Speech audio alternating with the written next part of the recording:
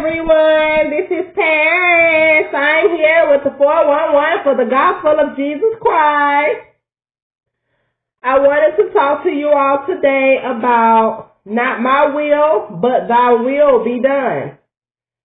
Not my will, but thy will be done.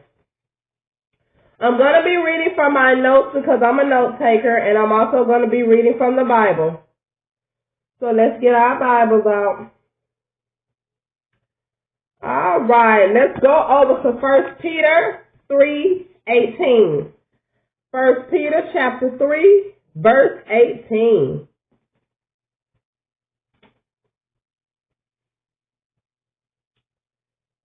And it reads, For Christ also suffered once for sins, the just for the unjust, that he might bring us to God, being put to death in the flesh, but made alive by the Spirit.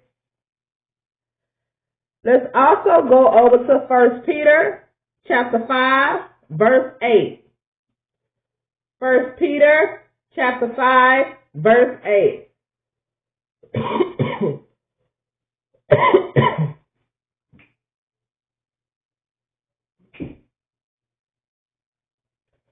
It says, Be sober, be vigilant, because your adversary, the devil, walks about like a roaring lion, seeking whom he may devour. All right, you have to fight the good fight. Keep the faith. You're going to lose a lot, but you still have to keep the faith. You're worrying about winning or being a superhero, but nobody can count on you to stay, to stick it out, to endure. People who quit all the time live with an infection, the propensity to never finish. Paul said he finished his course. Let's go over to 2 Timothy chapter 4, verse 7. That's 2 Timothy chapter 4, verse 7.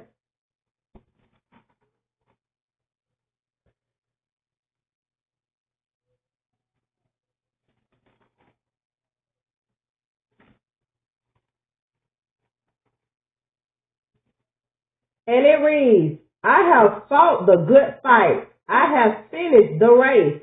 I have kept the faith. Means he finished what he had to do. He didn't worry about other people's business. He wasn't nosy. Because he was so focused to finish his course, he didn't have time to worry about other people's business. What do you do when you can look on the outside but not on the inside? We can help other people but can't help ourselves. Not my will means not my way, not my preferences, not my preferences, not my pleasure, not my style, not what I wanted, not what I like, but let your will be done, Lord. Your perception has everything to do with how this year is going to work. It's not what you perceive about yourself. It's about how you perceive about yourself. It's not the word of the Lord in other people's mouth that's going to save them. It's the word of the Lord in your mouth that's going to save you. As a man thinketh, so is he. Let's go over to Matthew chapter 4, verse 4. Matthew chapter 4, verse 4. And it reads, But he answered and said, It is written, Man should not live by bread alone, but by every word that proceeds from the mouth of God.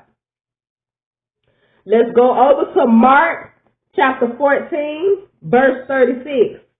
Mark chapter 14, verse 36.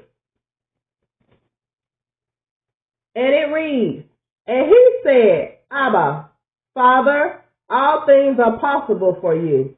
Take this cup away from me. Nevertheless, not what I will, but what you will.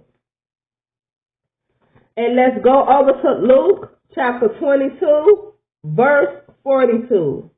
Luke chapter 22, verse 42. And it reads, saying, Father, if it is your will, take this cup away from me. Nevertheless, not my will, but yours be done.